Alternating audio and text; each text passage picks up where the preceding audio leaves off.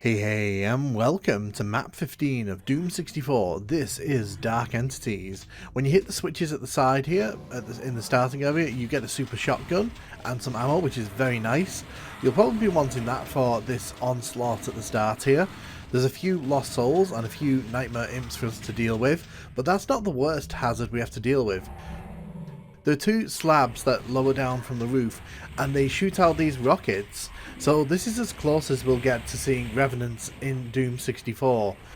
It's an interesting addition to the Doom canon, and I have to say that I don't know if I'm a huge fan of it just because it feels kind of random.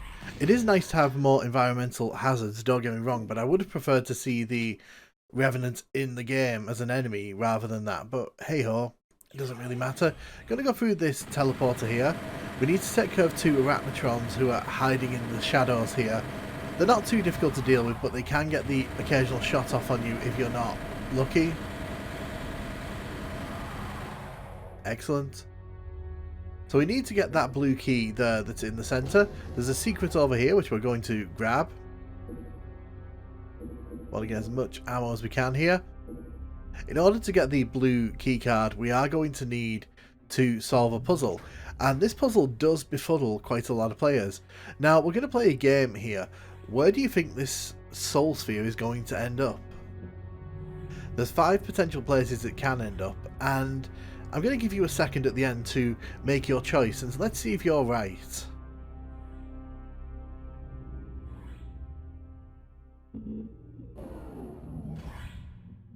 Have you made your choice yet? You have to press one of these 5 switches that's just raised up and hope that you pick the one with the soul sphere.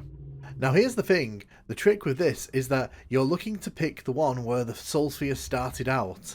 So if you pick any of the other ones, you actually have to redo this puzzle and more lost souls spawn into the level. So it's not really worth doing this more than once, so make sure you keep an attention on where it starts. Quite a few people fall for this trap, and it can be quite difficult if you don't work out that's what you're meant to be doing. You'll also notice that the trap again is going to set off. Speaking of nasty traps, there's a bunch of imps around us here. Both normal and nightmare imps here. There's some armour, which, you know, very useful. Not going to say no to that, are we? It's important we get rid of the imps because they can chip away at our health. And yes, we have armour, yes, we have lots of health, but trust me, in a minute we're going to be needing as much of this as we can get. Pick up all the free ammo there. There's 2 arachnotrons up top here. I'm going to get rid of them now because I don't want to be dealing with them when we get through this next room. Things are going to get very intense in the next room, and to be honest, I'm not sure what state we'll be in once we come out the other side, so it's definitely worth us just clearing as much of the trouble in the future parts of the level as we can. We'll be going through that part in a bit, but it's now time to head down here. There's 2 imps, one on either side of this pit here.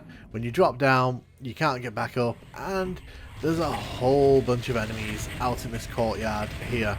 There's arachnotrons, there's hell knights, there's barons of hell, there's a few lost souls in here for good measure. And what makes this particularly frustrating at points is that they're all at different elevations. So there's enemies up top there, there's enemies in the cages, there's enemies on the ground here, there's enemies that'll come out of the middle there. It's a real mess, and you've got to do really well here on the harder difficulties to not become overwhelmed.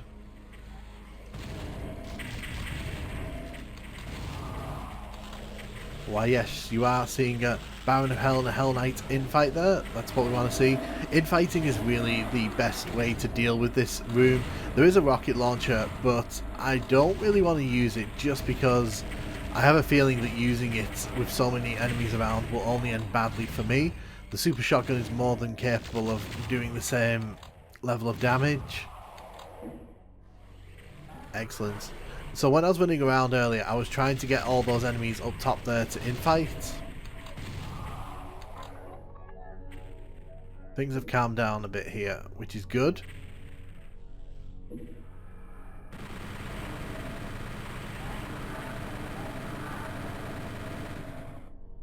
You have to move quickly in this room. If you try to stand still and take on all these enemies, you will end up becoming a target for quite a few of the enemies here. You can see there's a lot of rockets around here as well. That doesn't actually do anything. You want to hit this switch instead. So that actually lowers the teleporter back near the way that we came in here. But there's still a few things that we can do in this area. Just want to see if there's any ammo lying around. That's the teleporter that came down. That'll take us back to the starter level. But if you head up these steps here, you actually can grab a rocket launcher, which is pretty nice. In the center of the room there as well, there's actually a supercharge and a armor, but we don't really need those because we're doing quite well on both fronts. This is another nasty little trap. So as you can see, there's some environmental hazards here that we have to duck and dodge through. There's a plasma rifle there. Once we grab the red key here, a bunch of enemies are going to spawn back on that bridge on the other side. On the harder difficulties, there's quite a lot as well. So this is where the rocket launcher really will come into its own in this level.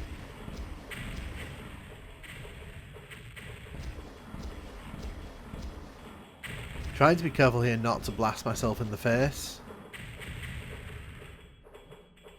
Cool. Didn't get hit by any of those. That's pretty good going for me. As you can see, a bunch of lost souls have spawned back in the opening room. Do be careful, because as soon as you step outside of this doorway, the trap will activate again. That the one with the rockets that we saw at the start of the level.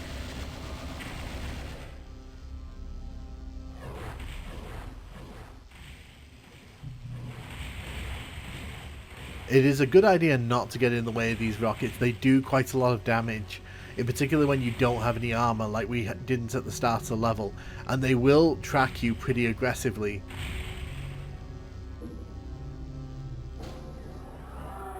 Inside the exit room there are 2 Barons of Hell. If you've been saving your rockets or you've got cell ammo, this is the moment to use it. And we're pretty much done with this level. This is one of those levels, I think, that it kind of stands out because that opening room is such a nasty room. If you're not aware of those rocket traps in this game, that is quite the introduction to them. It's an okay level. I don't think it's as good as some of the levels we've seen in the last few outings, but I do think Dark Entries is still a fun one.